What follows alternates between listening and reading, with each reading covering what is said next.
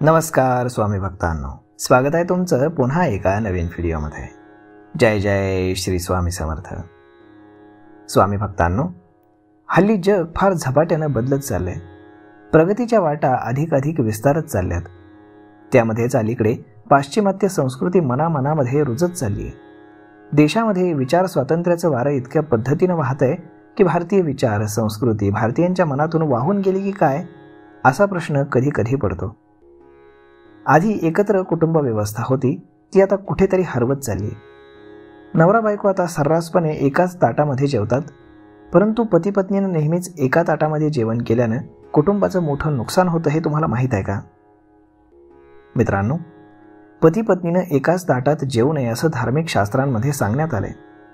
याच कारणामुळे वडीलधाऱ्या व्यक्ती अशा गोष्टींवरती आक्षेप घेताना आपल्याला दिसतात।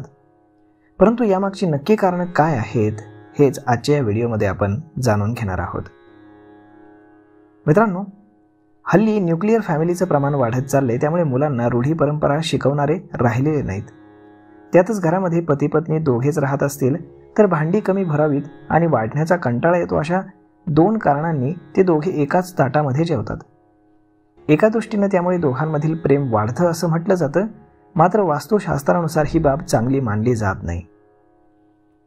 कारण महाभारतामध्ये राजेशाही, मालमत्ता, कौटुंबिक समस्या आदींशी संबंधित अगणित घटनांचा समावेश आपल्याला पाहायला मिळतो।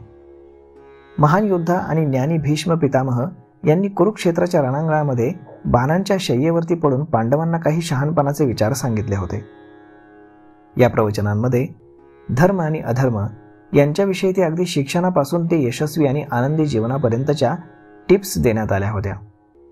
यामध्ये भीष्म पितामह म्हणाले होते की प्रत्येक व्यक्तीची आपल्या कुटुंबाप्रती अनेक जबाबदाऱ्या आणि कर्तव्य असतात।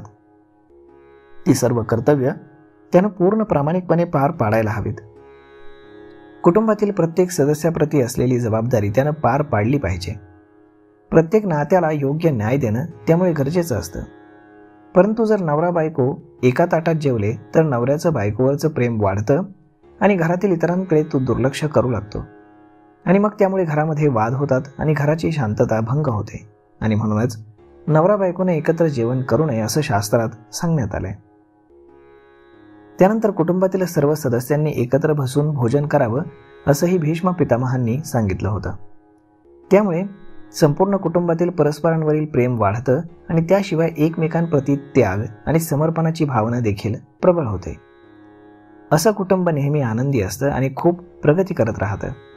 त्यामुळे संपूर्ण कुटुंबाने एकत्र बसून आनंदानं भोजन करावं ही थेअरी त्यावेळेस मांडण्यात आली होती।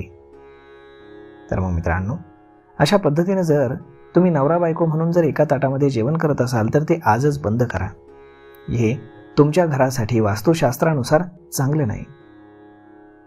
तर मग मित्रांनो, हा व्हिडिओ, ही माहिती तुम्हाला कशी वाटली हे तुम्ही आम्हाला कमेंट करून नक्कीच सांगा।